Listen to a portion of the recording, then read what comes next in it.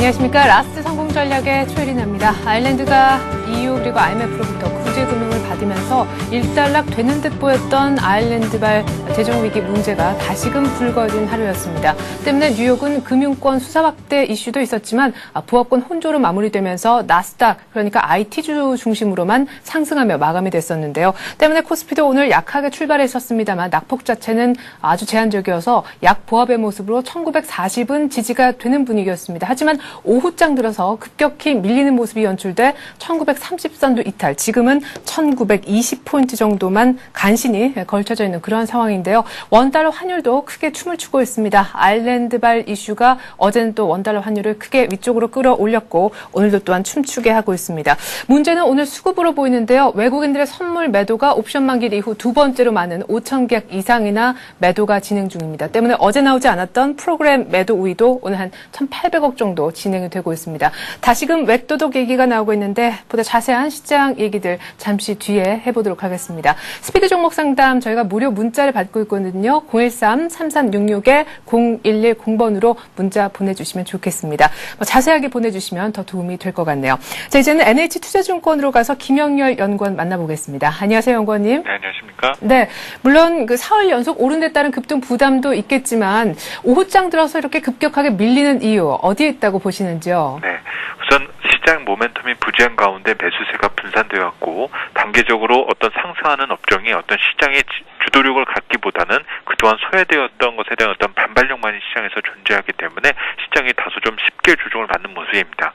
대외적으로는 아일랜드의 문제가 여전하고 또 이로 인한 어떤 재정위기의 불확실성이 주식시장뿐만 아니라 외환, 채권시장에 간접적으로 영향을 주고 있는 영향이 있다고 볼 수가 있겠고 또 어제는 IT 업종, 오늘은 은행 업종으로 순환 매기가 돌고는 있지만 이런 부분 등이 어떤 시장의 안전판 역할을 해주지는 못한 모습입니다. 특히 11월 옵션 만기 이후에 어떤 시장의 부담, 어떤 수급적인 부담이 다시 한번 시장에서 작동하면서 시장에서의 조정폭이 확대되는 모습을 나타내고 있는데요.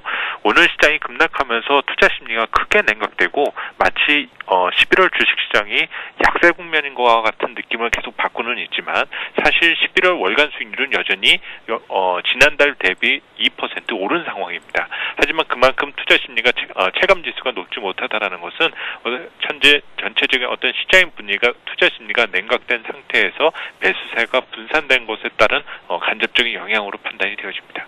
네.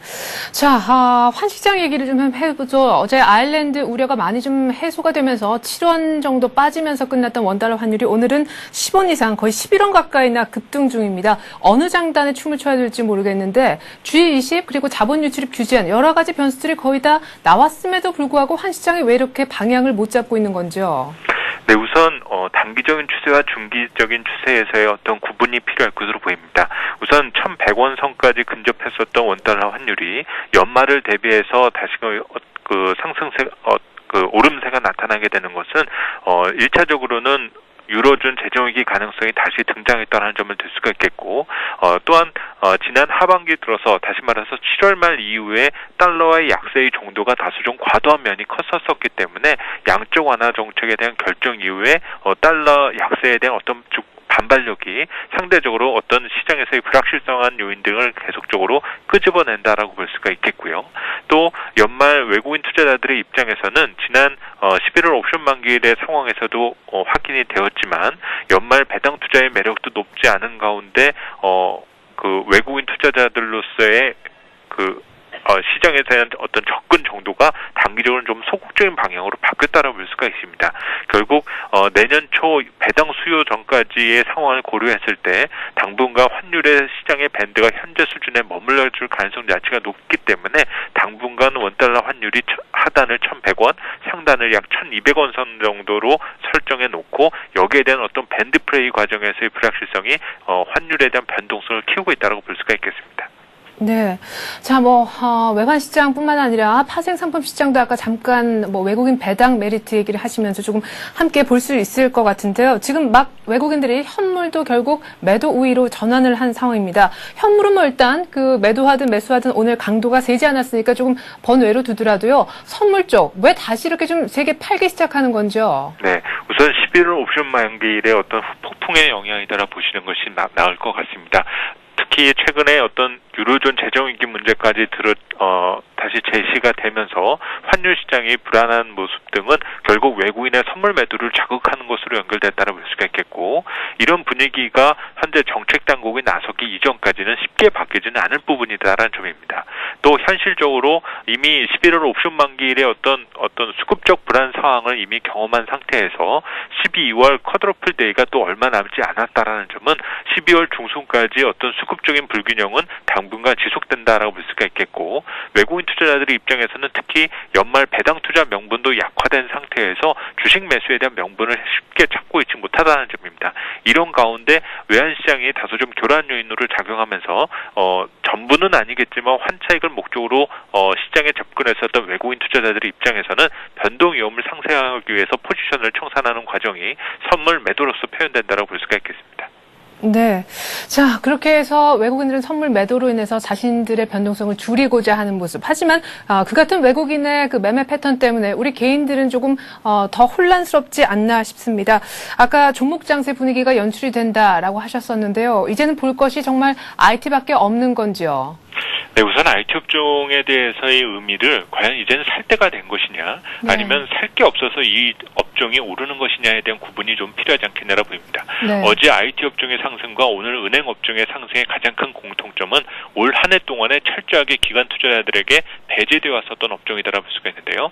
그만큼 보유 비중이 낮은 만큼 단기적인 어떤 비중 조정 과정에서의 어떤 매수세가 단기적으로 주가 상승의 요인으로 이어지고 있다고 볼 수가 있습니다. 결국 어떤 기업 이익 등과 같은 펀더멘털적인 요인이 아니라 단기적인 어떤 수급적 요인이 영향을 주고 있다라면은 상대적으로 어떤 추세적 요인을 기대하기 쉽지 않아 보이고요. 또 IT 업종의 경우는 현재 시장에서의 제시되는 논리 중에는 연말 쇼핑 시즌에 대한 어떤 기대를 현재 반영시켜가고 있다라고 하고는 있지만, 또 간접적으로 이를 또 돌려서 생각해 보면 그런 성수기가 끝나자마자 바로 비수기에 대한 진입 상황이다라는 점입니다. 결국 어떤 추세적인 부분보다는 어떤 상대적인 관점에서 종목 대응력을 높인다는 과정에서의 논리로 우선 IT 업종에 대한 관심을 가져두시는 것이 필요하지 않겠느냐 보입니다. 네, 역시 그러면 IT주는 1지망보다는 2지망의 어떤 단기 접근이 유효하다, 이런 말씀이시네요. 네, 그렇습니다. 예, NH투자증권의 김형렬 연구원이었습니다. 고맙습니다. 감사합니다.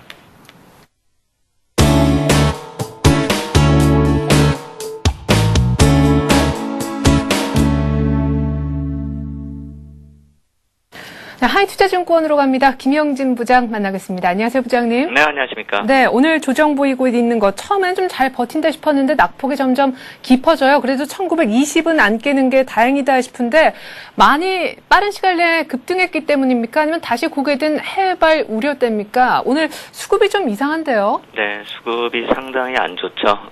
선물도 그렇고 현물도 그렇고 외국인 쪽에서 또 이렇게 매도세가 나오기 때문에 교란 요인이 계속 지속되고 있다, 이렇게 봐야 될 것 같습니다. 특별히 말씀하신 대로 새로 나온 악재 없이 조정세가 나타나고 있다, 이렇게 봐야 되겠죠. 미국 시장 같은 경우 유로존 부담감이 있었지만 다우는 약보합 정도 수준이었고요. 나스닥도 오히려 상승하는 그런 모습이었는데, 하지만 아시아 시장을 보면은 중국 긴축에 대한 부담감이 많이 반영이 되고 있는 그런 모습입니다. 상해 증시가 2.5% 이상 또 빠지는 그런 모습 보이고 있고요. 일본 시장이라도 좀 개장을 해줬으면 좋았을 텐데 근로감사의 날로 또 휴장이기 때문에 중국 시장만 바라볼 수 없는 그런 상황이다, 이렇게 봐야 될 것 같습니다. 우리 시장 내부의 흐름도 별로 그렇게 말씀드린 대로 좋지가 않은데요. 중국 시장 개장 이전부터 약세 흐름이 지속됐었고요. 중국 시장이 멈춰 있었던 12시 이후도 또 추가 하락이 나타났기 때문에 우리 시장 내부 흐름에서도 파생상품 시장에서 교란 요인이 계속 지속되고 있다, 이렇게 봐야 되겠습니다. 네. 자, 그러면은, 글쎄요, 1940선, 지금 일단은 지지에 실패한 상황, 1920선 지지만 되기를 오히려 바라고 있는데, 오늘 외국인들의 이 같은 5천 계약 이상의 선물 순매도를 어떻게 지켜보시는지 궁금합니다. 앞서서 김형렬 연구원께서는 환차익을 더 이상 기대할 수 없는 외국인, 그리고 연말 배당 수요 메리트도 낮기 때문에 선물 매도로 인해서 자신들의 변동성을 줄이기 위해 오늘 이렇게 매도를 많이 하는 것이다, 이런 분석이 있었는데 말이죠. 네, 그 말에 일리가 있다, 이렇게 봐야 되겠죠. 전체적으로 전반적으로 봤을 때 유로존 위기 얘기가 나왔을 때부터 외국인 투자자 선물 매도가 계속 증가를 했었고요. 오늘만 나오는 게 아니라 지금 누적 매도 계약수를 계산을 해봐도 상당히 많이 누적이 돼 있기 때문에 추세적으로 매도가 나온다 이렇게 봐야 될 것 같습니다. 최근에 물론 단기적으로 매수가 들어온 적도 있었지만 그 당일 매매로 한정이 된 그런 상황이었기 때문에 그 말씀도 이미 드렸지만 단기 교란 요인이었다 이렇게 봐야 될 것 같습니다. 외국인 투자자 선물 매도를 좀 본다면은요, 지속적으로 증가하면서 오늘 같은 경우는 순간적으로 백오데이션까지 진입을 했었는데 그나마 지금은 좀 나아지는 그런 모습 보이고 있고요. 9월 선물 옵션 동시 만기일부터 누적 매도 계약수를 따져보면 어제까지 누적 매도 계약수가 22,000 계약인데요. 오늘 같은 경우 뭐 지금 6,000 계약 정도가 나오고 있기 때문에 거의 28,000 계약에 달하고 있다는 점을 본다면 이전에 최고치를 넘어서고 있다 이렇게 봐야 되겠습니다.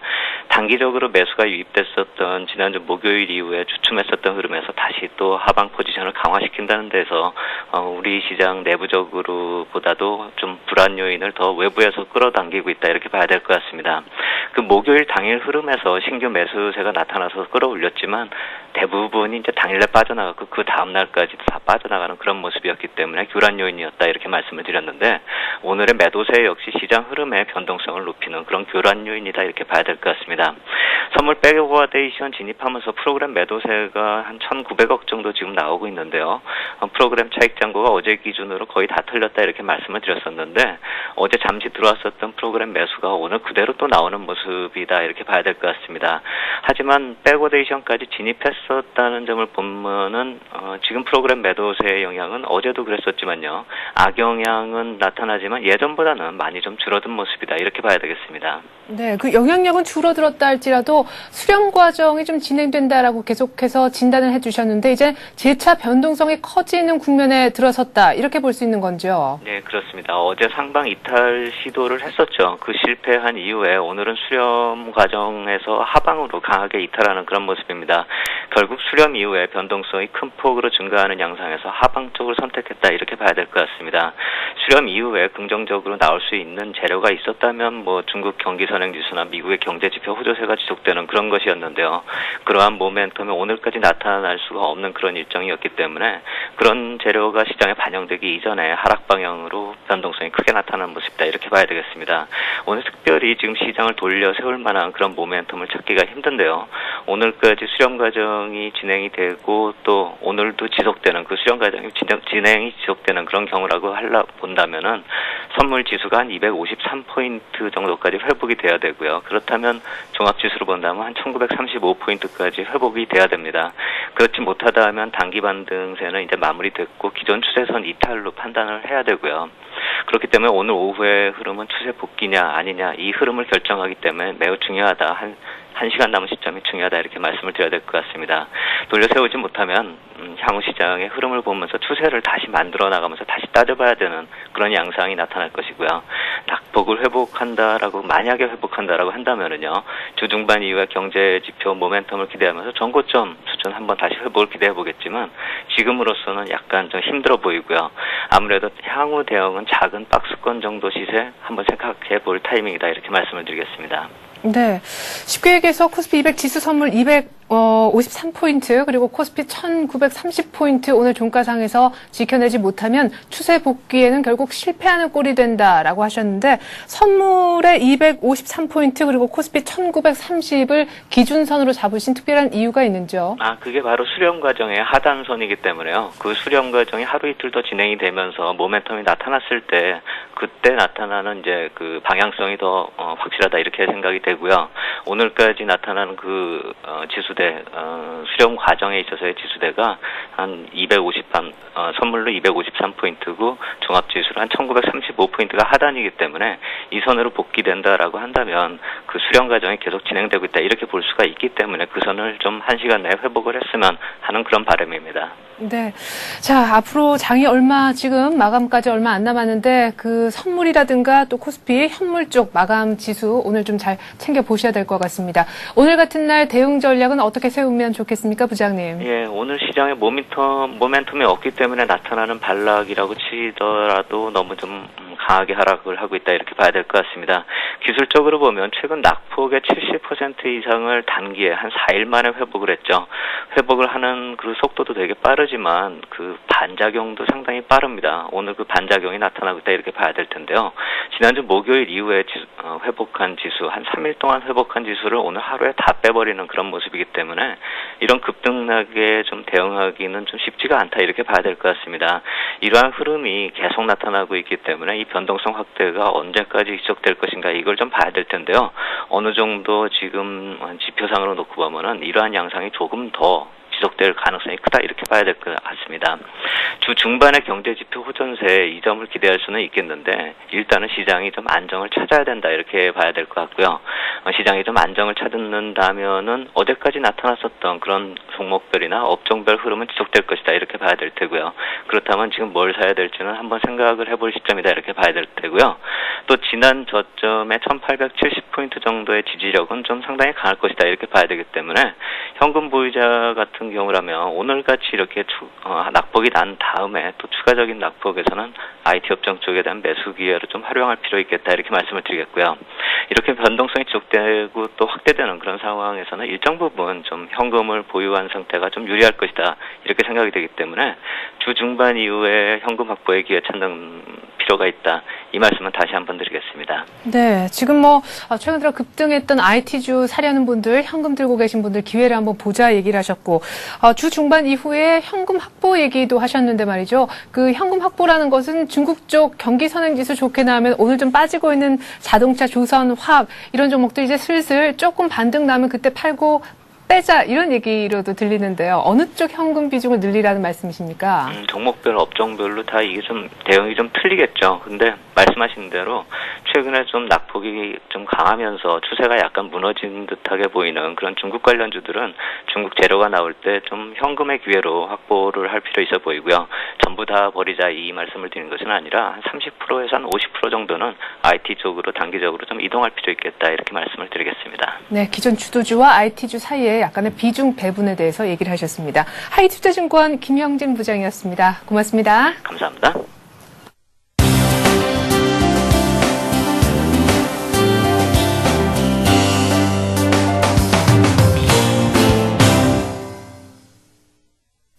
네, 잠시 후면 스피드 종목 상담 들어갑니다. 013-3366-0110번 아래쪽 이 번호로 무료입니다. 문자 남겨주시면 좋을 텐데요. 종목명, 비중, 그리고 매수가 기본이고요. 그 다음에 사고 싶은 종목에 대한 의견 주시는 것도 좋습니다. 상세하게 기술해 주실수록 저희로서는 더 고마울 것 같습니다. 자, 지금부터는 수급 얘기를 잠깐 해보겠는데요. 오늘 특별히 수급이 더 좀 문제가 되고 있죠. 동양종금증권으로 가서 최일종 팀장 만나보겠습니다. 안녕하세요, 팀장님. 네, 안녕하십니까. 네, 이 수급과 연계된 업종의 특징을 보니 역시 어제여서 오늘도 IT는 기관 중심으로 외국인까지 계속해서 쌍끌이 매수를 받고 있다 이런 생각이 듭니다. 이런 수급의 패턴이 계속 진행된다면 IT는 당분간 빠질 이유가 없겠다라는 생각도 드네요. 네, 오늘 우리 증시를 살펴보게 되면은 이제 전체적으로 봐서는 이제 중국의 하락에 발맞춰서 외국인들 선물 쪽에서의 대량 순매도가 이어지면서요, 프로그램 매도가 강하게 나오는 그러한 이제 투기적인 흐름이 나타나고 있다 이렇게 보시면 될 것 같습니다. 흐름 자체는 이제 외국인들 현물 쪽에서 230억 가량의 순매도 흐름 보여주고 있습니다만은 외국인들 매도하는 규모에 비해서는 지수가 좀 과도하게 빠지는 흐름이다 이렇게 보시면 될 것 같은데, 이는 지금 현재 나오고 있는 외국인들의 선물 매도세 지금 거의 7,500억 가까이의 순매도세가 나오고 있는데요. 기존의 틀, 다시 말씀을 드리면은 외국인들이 고점 부위에서의 선물 매도세가 지속된다라는 부분, 이러한 부분에 있어서는 지수의 추가적인 상승 하우스보다는 하락 베이스가 조금 더 많지 않느냐라는 부분에 조금 외국인들이 배팅을 하고 있다 이렇게 보시면 될 것 같습니다. 기관들과 이제 외국인들 최근에 이제 계속해서 전기전자 IT 종목을 이제 순매수를 하고 있는데요. 최근에 이 기관들의 연속 순매수 종목들을 살펴보게 되면은 삼성 SDI와 삼성전자, LG전자, 삼성정밀화학, 삼성테크인, LG디스플레이, LG전자 등을 이제 전기전자에서 핵심 연속 순매수 종목으로 이제 이렇게 나타나고 있는데요. 외국인도 마찬가지 흐름을 보이고 있습니다만은 기관의 전기전자 쪽의 순매수 의미, 일단은 이제 삼성그룹주로서의 집중되는 그러한 모습을 보여주고 있다라는 점입니다. 이는 이런 삼성그룹의 새로운 행보에 대한 기대 심리가 상당히 깔려 있는 상황에서 전기전자 업황에 대한 바닥론까지 가세하면서 강한 수급적인 흐름과 가격 탄력이 발생했다라고 할 수 있겠습니다. 결론적으로 기관과 외국인 공이 막연한 업황의 개선 기대감으로 적극적으로 매수하지는 않는다라고 한다면 삼성그룹을 중심으로 한 전기전자 종목으로의 매수 확대가 발생한 상황으로 어느 정도 이해를 해야 된다라고 볼 수 있겠습니다. 이러한 부분을 봤을 때 기관들 입장에서는 지수를 비트할 수 있는 종목으로서 기관 매수 집중은 전기전자 쪽 당연하다라고 볼 수 있겠고, 향후 이러한 이 지수의 하락 대비로 해서 상당히 견조한 움직임을 볼 수 있는 게 전기전자 쪽이다라고 정리를 해볼 수 있을 것 같습니다. 예.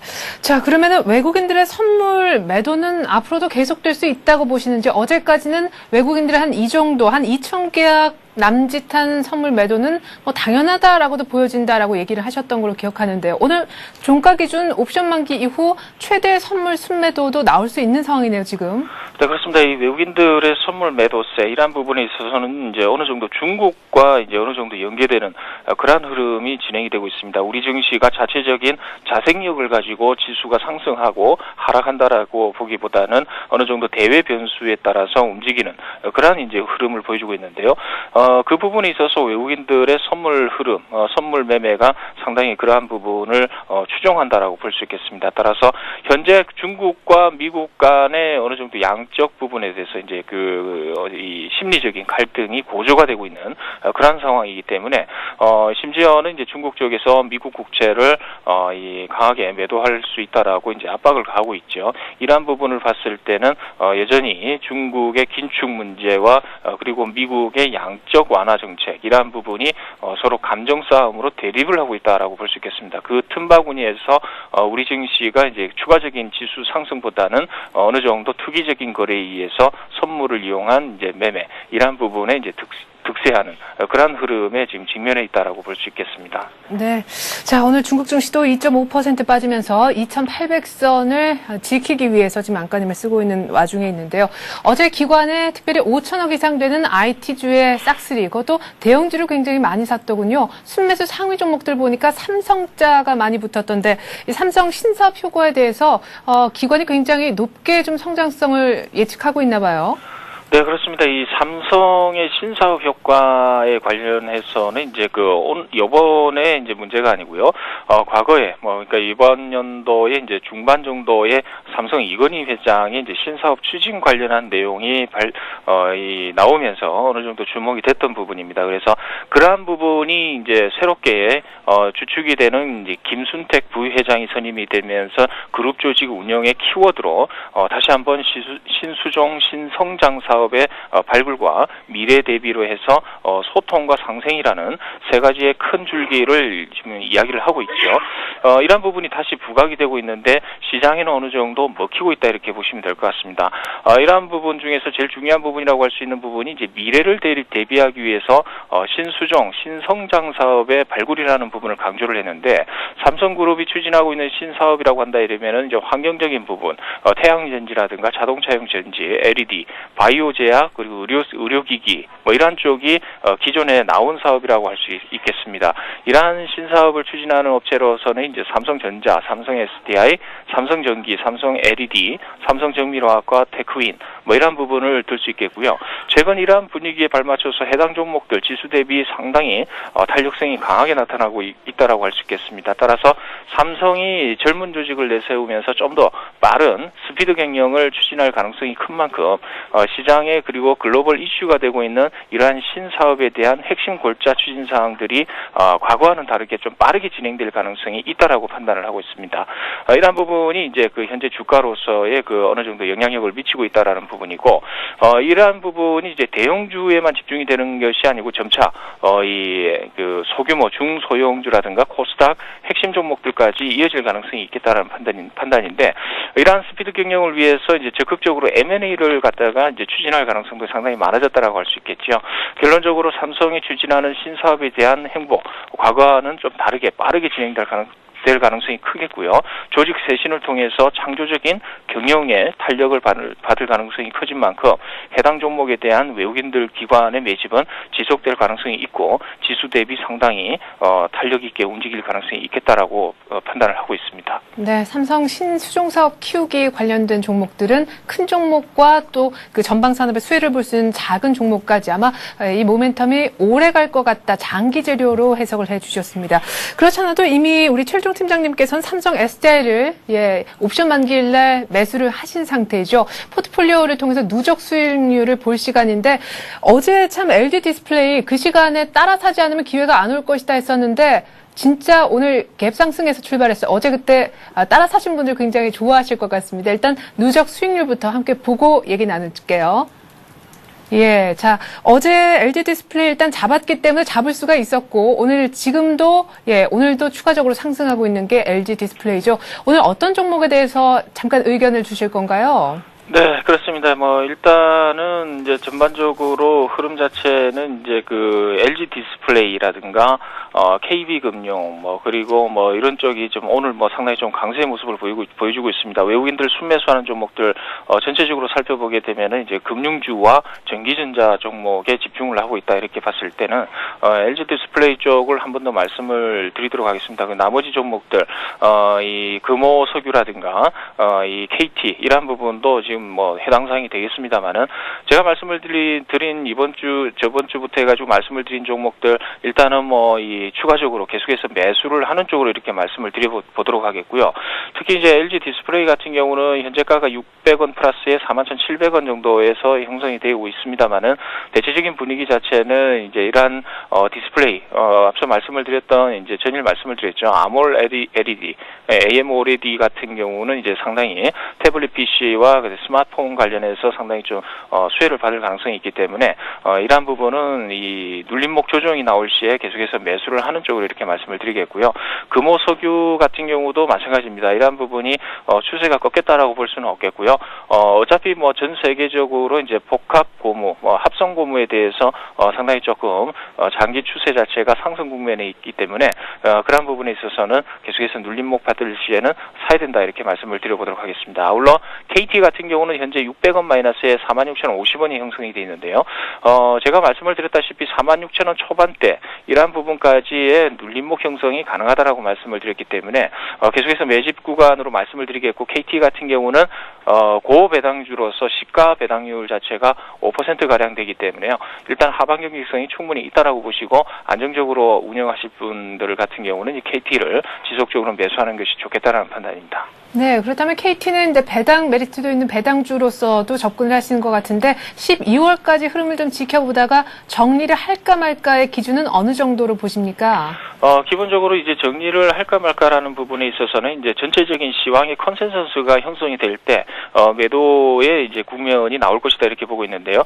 일단 태블릿 PC가 나와봐야 알 것 같고요. 그러한 국면에 있어서 주가 상승 흐름 이러한 부분이 한번 급진적으로 이 오버슈팅 국면으로 나오는 구간이 있을 걸로 이렇게 판단을 하고 있습니다. 그래서 그런 부분을 생각해봤을 때 이제 대체적인 가격대는 55,000원 정도 수준이 되지 않을까 이렇게 보고 있는데 그 국면 자체는 이제 배당 수익률 자체가 2%에서 3% 가량 이제 줄어드는 그런 상황이 되지 않을까 이렇게 보고 있습니다. 네, 자 KT 일단 매수 홀딩 아우른 가격은 55,000원대 정도를 일단 기준선을 잡아주셨습니다. 앞서 삼성 신수종 사업 기대된다, 모멘텀이다, 장기 모멘텀이다 얘기하셨는데 오늘 관심 종목도 그와 맞닿아 있는 건지요? 네, 그렇습니다. 오늘 말씀을 드릴 종목은 이제 삼성의 이제 그룹주죠. 제일모직을 말씀을 드릴 텐데요. 제일모직이 오늘 신고가가 나왔습니다. 114,000원에 이제 오늘 신고가가 나오면서 5일선과의 이격 조정, 전일의 장대 양봉에 어느 정도 한 60% 정도 수준까지 조정보는 음봉이 발생하고 있는 상황이다 이렇게 보시면 될 것 같은데요. 대체적인 분위기는 기관 종목이다라는데 이제 좀 초점을 맞추는 게 좋을 것 같습니다. 일단 기관 쪽에서 4일 4일 연속 순매수하는데 우리가 좀 주목을 해야 되는 부분이고, 재료적인 측면에서 당사 주가 상승의 핵심 모멘텀이라고 한다 이러면은 삼성그룹의 핵심적인 사업이라고 할 수 있는 전기전자 부분의 전자재료 납품업체라는 점을 말씀을 드릴 수 있을 것 같습니다. 과거에 이제 9월달 고점 이후에 이 금일 신고점을 갱신하고 있는 상황인데 9월달 고점 이후에 바닥까지 16%의 조정을 보였다라는 점이죠. 이러한 부분에 있어서는 이제 다른 전기전자의 부진한 업황과 재고 조정에 따르는 실적의 우려, 이런 부분이 반영됐다라고 볼 수 있는 부분입니다. 그렇지만은 회사 내부적으로 봤을 때는 가동률 자체가 100%를 달성을 하고 있는 그러한 이제 굉장히 조금 공장 가동률 자체가 이제 강하게 지금 이루어지고 있는 그런 상황이기 때문에 실적 부분은 실질적으로 이 우려의 부분은 없었다라고 이제 볼 수 있겠습니다. 물론 이제 삼성그룹의 젊은 조직 추진 이러한 부분에 있어서 3세들의 이제 본격적인 활동이 나타날 수 있는 그런 상황인데요. 제일모직에 대한 실적 개선은 그룹의 성장과 더불어 같이 한다라고 할 수 있겠습니다.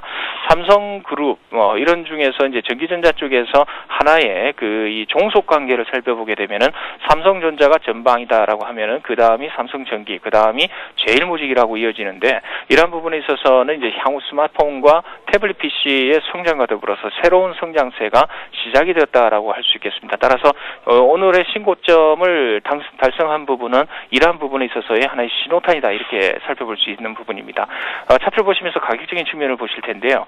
일단은 11만 4천원 고점 이후에 지금 오늘 눌림목 발생하고 있습니다. 11만 500원 정도 선이 형성이 돼 있는데 매수가는 10만 3천원을 하한선으로 보고 있습니다. 그래서 현재 구간 11만 원 선에서 그리고 10만 3천 원까지의 분할 매수 적당하겠다라고 이제 판단을 하고 있고요.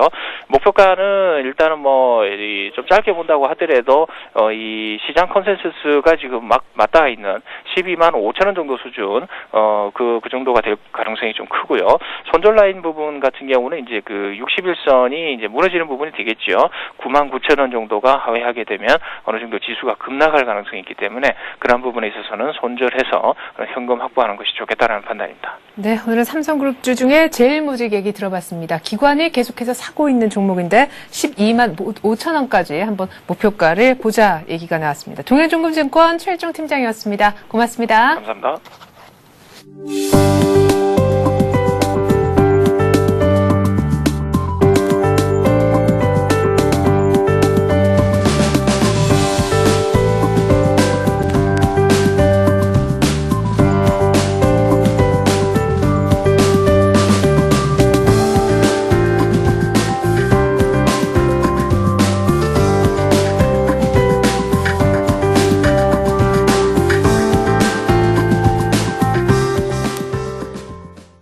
네, 지금부터 스피드 종목 상담 시작하도록 하겠습니다. 013-3366-0110번으로 무료 문자 받고 있습니다. 여러분들의 많은 참여를 바라겠습니다. 오늘도 두 분의 전문가 모셔봤는데요. 동행종금증권에선 박현상 대리가 나와주셨고 HNBS의 김도영 팀장도 제 오른편에 앉아 계십니다. 두 분 안녕하십니까? 안녕하세요. 안녕하십니까? 네.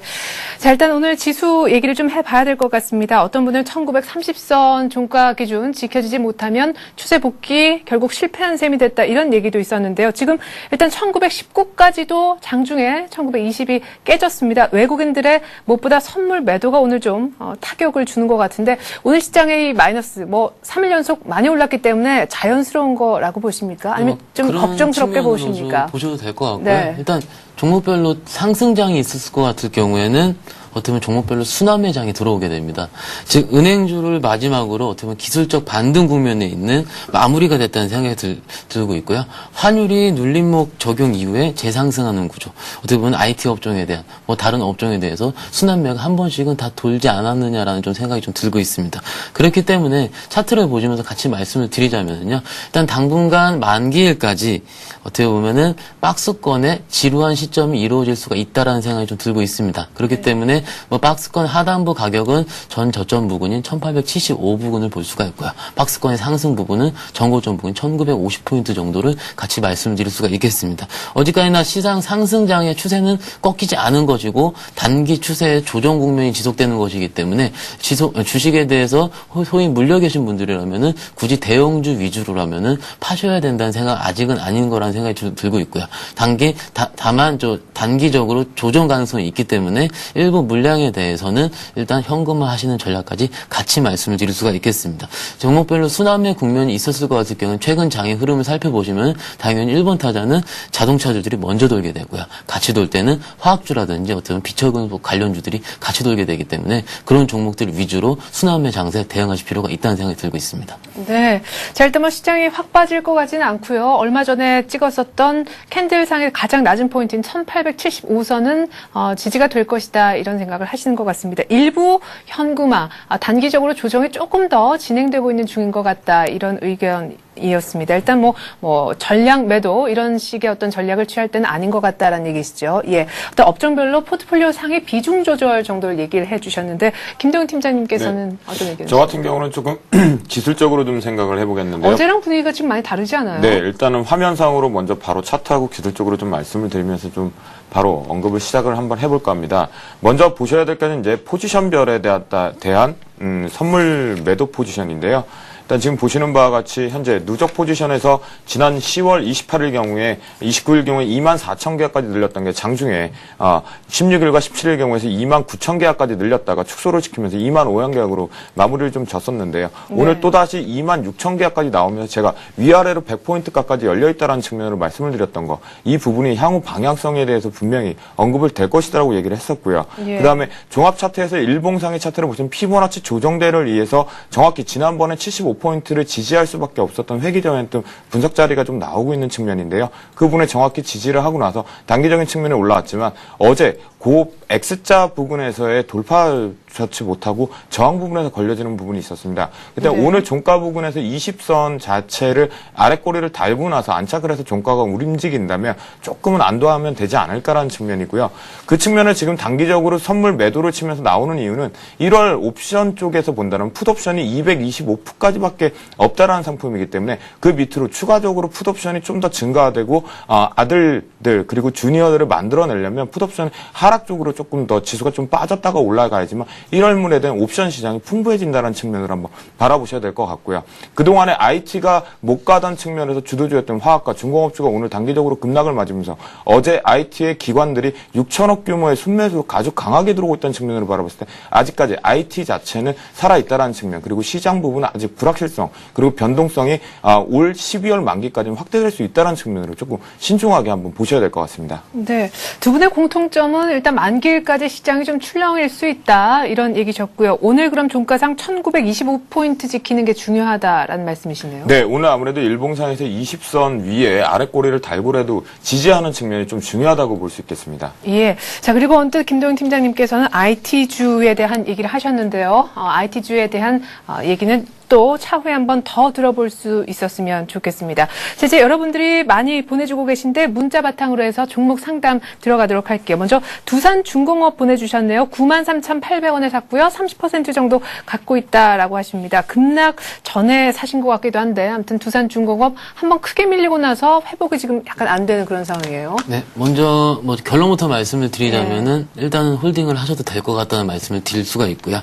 일단 내년도에 나올 수 있는 신규 수주 금액이 일단 증권사 추정치이긴 하지만은 7조 원대로 이상이 좀 육박할 것 같습니다. 그렇기 때문에 지금 3분기 매출액은 1조 4,710억, 영업이익은 907억 정도, 그러니까 6% 정도 영업이익이 나왔고요. 4분기에는 이거보다는 훨씬 더 좋아질 것으로 기대가 되기 때문에 밸류에이션 상으로도 역시 모멘텀 플레이가 될 수 있지 않을까라는 생각이 좀 들고 있겠습니다. 하지만 최근 시장의 반응 자체는 일단 수주 금액이 줄어들 수 있다는 터키에 대한 여러 가지에 대한 그 뉴스 플레이 때문에 즉 그만큼 개인들 플레이가 좀 더 발빠르게 이루어질 수가 있다라는 생각들 때문에 일단 좀 최근에 빠지고 있는 것으로 보여줄 수가 있고요. 일단 기본적으로 일단 두산중공업 수급을 살펴보시면은 외국인들이 최근 한 5일 연속 좀 팔았기 때문에 지금 좀 그 차트상으로 하락 추세에 좀 들어오고 있습니다. 하지만 기관 입장에서는 어떻게 보면은 계속 샀다 팔았다라는 역시 모멘텀 플레이, 즉 뉴스에 좀 반영하는 좀 단기 모멘텀 플레이가 있기 때문에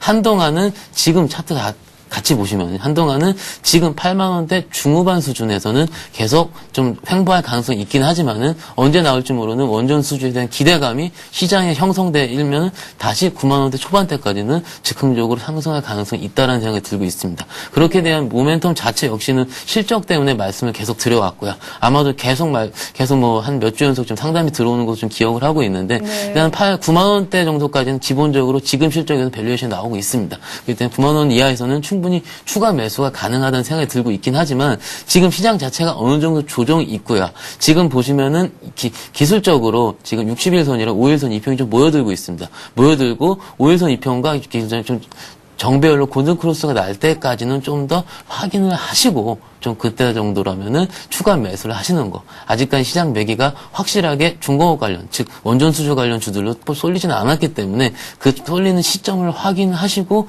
소위 물타기를 들어가셔도 늦지는 않을 거라는 생각이 좀 들고 있습니다.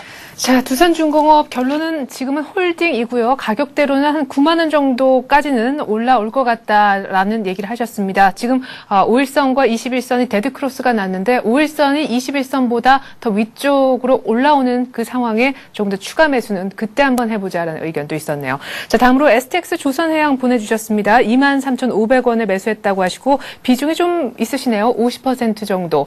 요즘에 STX 조선해양 그 주가 패턴은 어떻게 진행되고 있습니까? 네, 아무래도 STX 그룹 자체에 대한 불확실성 부분이었죠. 상장을 좀 어렵겠다라고 해외 쪽에서 발생이 되면서 같이 함께 동반 하락을 했던 측면이 좀 있었습니다. 하지만 조선해양 같은 경우에는 이제 전반적으로 업황 호조 부분이 내년에 가시화될 수 있다는 측면이지만 현재 지금 매수가는 어느 정도 적절할 수 있었다라고 말씀을 드릴 수 있겠지만 비중을 50% 정도 실었다는 측면에서 매수가 대비했을 때 조금 기술적으로 조금 어려운 국면에서 매수 진입을 좀 공격적으로 했다라고 말씀을 좀 드릴 수 있겠습니다.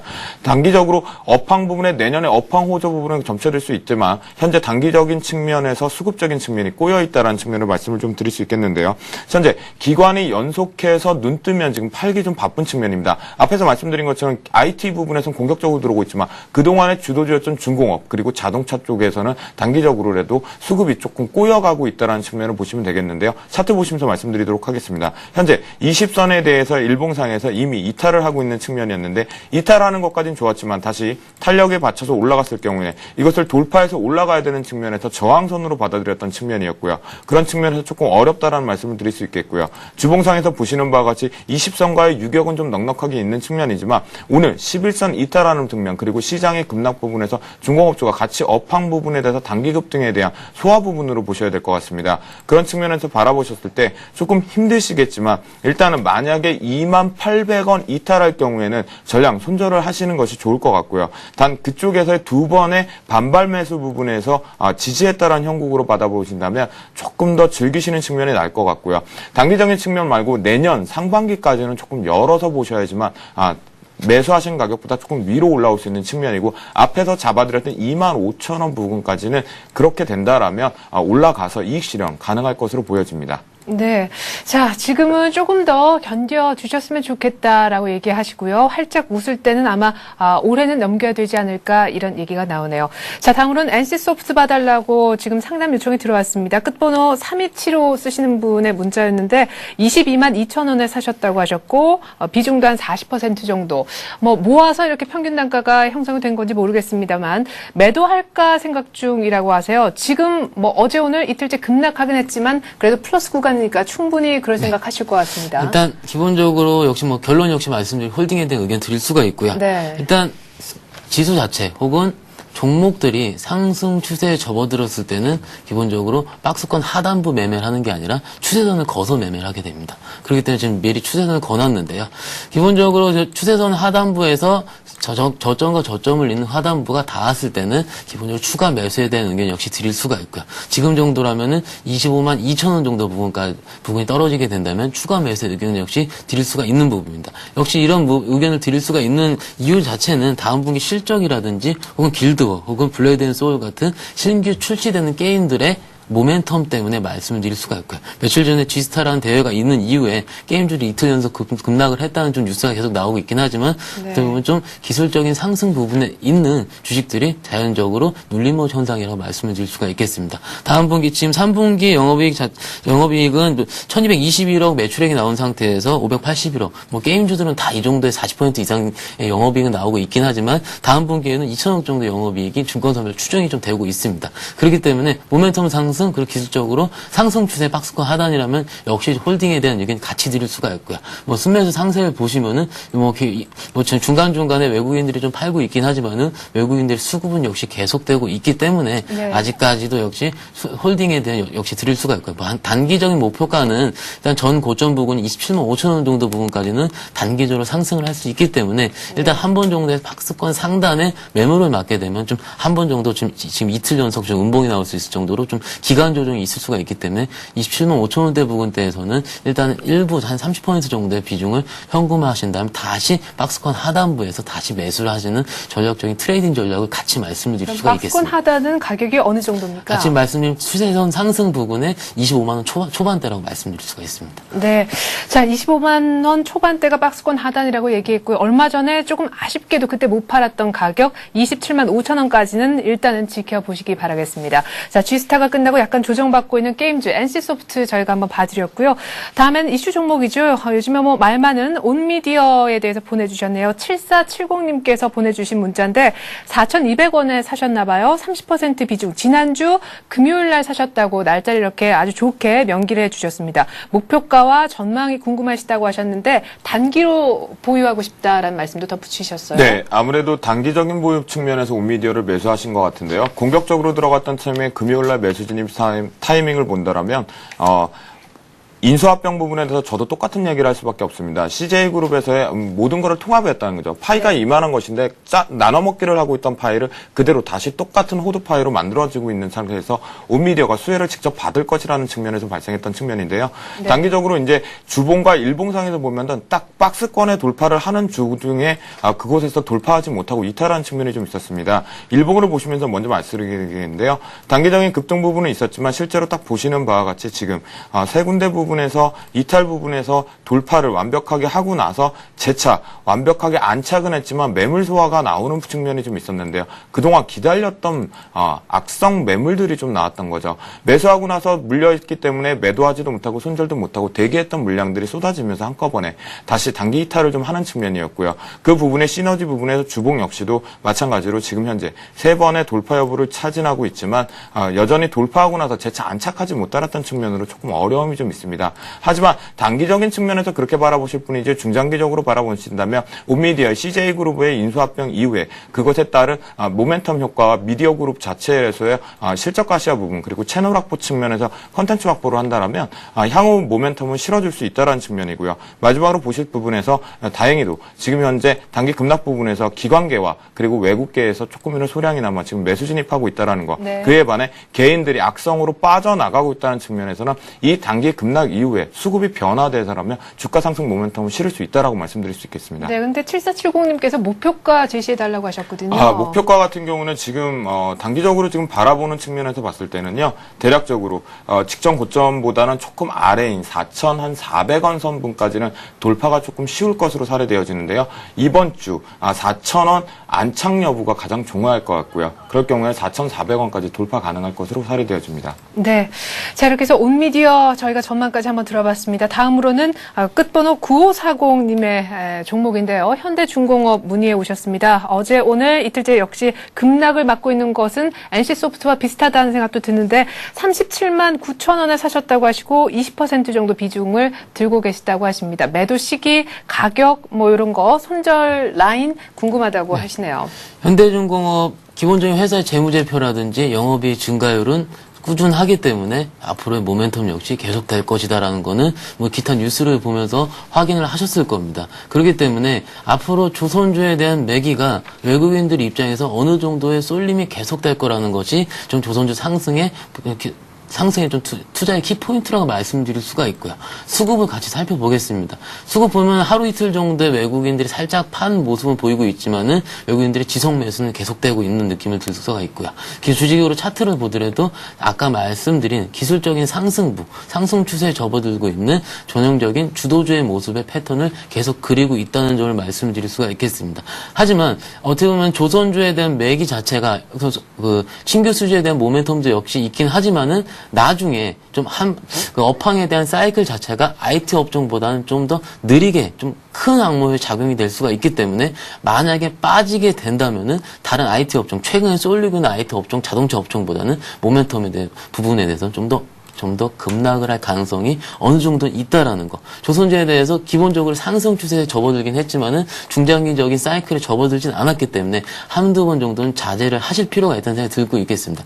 하지만 아직까지 단기적으로 상승 추세에 대한 모멘텀, 그리고 방금 말씀을 드린 수급에 대한 것도 역시 꺾이지는 않았기 때문에 일단은 홀딩을 하시는 전략이 있긴 하지만 좀 약간은 조심하셔서 말씀을 드려야 될 게 사신 가격이 37만 9천 원 정도, 지금 한 1% 정도의 가격 정도를 빠지고 있는 모습을 보이고 있는데요. 네. 일단 37만 7천 원 정도 부분이 만약에 지금 정도 수준, 혹은 37만 5천 원에서 37만 원대 부분까지가 좀 지지가 된다라는 것이 확인이 된다면은 일단 홀딩에 대한 의견 역시 드릴 수가 있겠습니다. 하지만 지금 최근에 처음 말씀을 드리는 거지만 상승 추세 지금처럼 접어들고 있던 주식들이 소위 저희 식으로 얘기하는 바람구멍이라 얘기하는데 추세에서 구멍을 한번 냈다가 다시 이 정도면 손절을 쳐야 되겠다는 생각이 들었음에도 불구하고 다시 재차 상승 추세에 접어들었다는 거. 일종의 속임수라고, 기술적으로 속임수라고 말씀을 드릴 수가 있는데. 네, 지금 그럼 그 바람구멍인가요? 예, 지금 정도는 아직 구멍을 좀 뚫지는 않은 상태이긴 네네. 한데,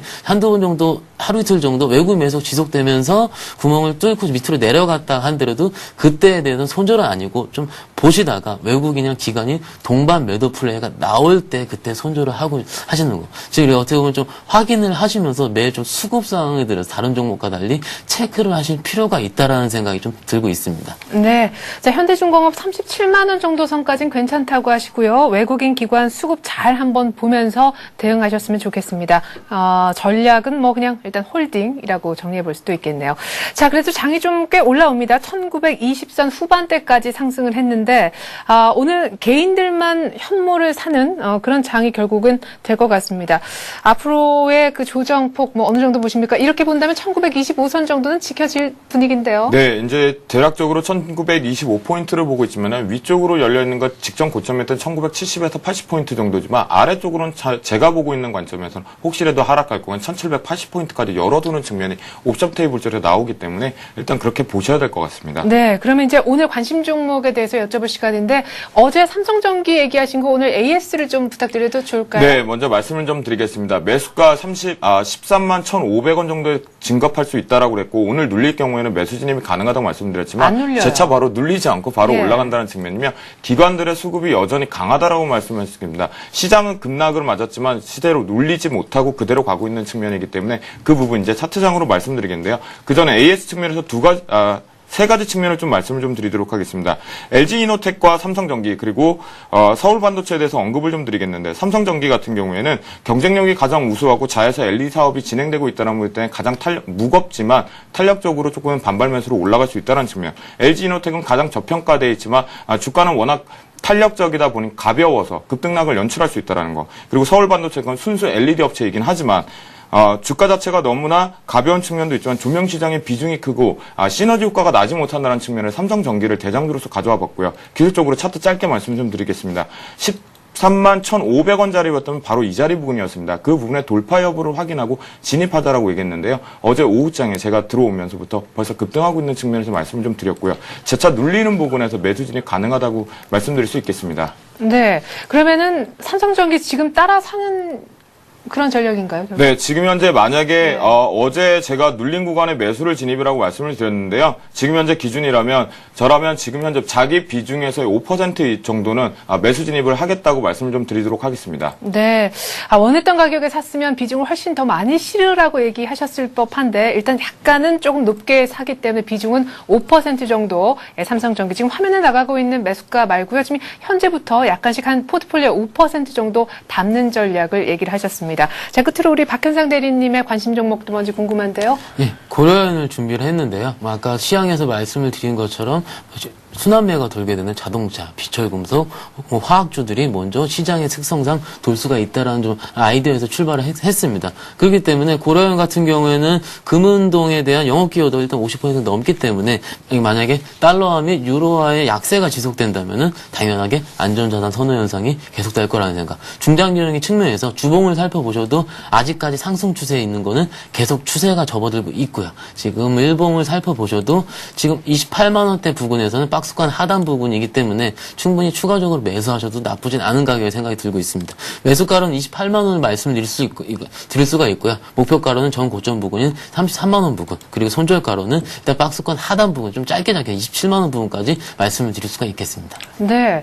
자, 그럼 박스권 하단을 27만 원이라고 고려해 보시는 것 같은데 지금 3일 내리 급락인데도 28만 9천 원이거든요. 이거 28만 원까지 올 때 기다려서 사야 된다는 말씀이세요? 일단 오늘 정도라면은 한 번 정도 28만 1천 원 정도 부분이 좀 빠지긴 했었는데 네. 일단 28만 원 부분이 아직은 안 왔기 때문에 일단은 계좌에 실으시는 비중에 20%에서 30% 정도는 먼저 실어 놓으시고 빠지게 된다면 나머지 물량을 같이 들어가는 게 가장 나을 것 같습니다. 네, 그럼 지금 29만 원 밑에서는 조금 먼저 실어도 괜찮다는 네, 얘기죠? 괜찮습니다. 네. 예, 그래요. 28만 원 위 29만 원 사이에서 차곡차곡 고려해야 하는 종목 한번 담아보자고 얘기하십니다. 상승 추세가 아직 무너지지 않은 그런 종목으로 꼽아주셨습니다. 오늘 두 분의 관심 종목은요, 삼성전기와 고려아연이었습니다. 두 분 오늘 말씀 고맙습니다. 감사합니다.